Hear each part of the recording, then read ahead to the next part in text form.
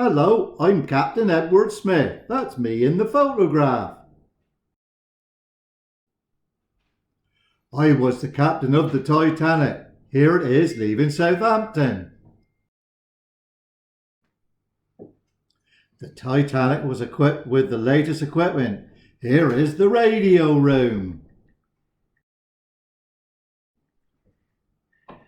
This is Mr. Marconi. He invented wireless equipment that was used on the Titanic.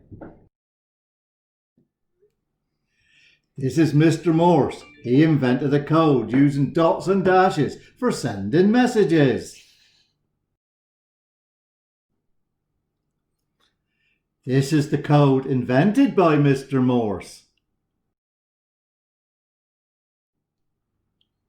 The Titanic set sail from Southampton on the 10th of April 1912. For 4 days we sailed through calm waters.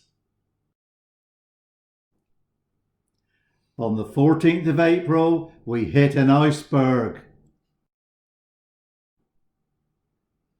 A message was sent out in Morse code, SOS.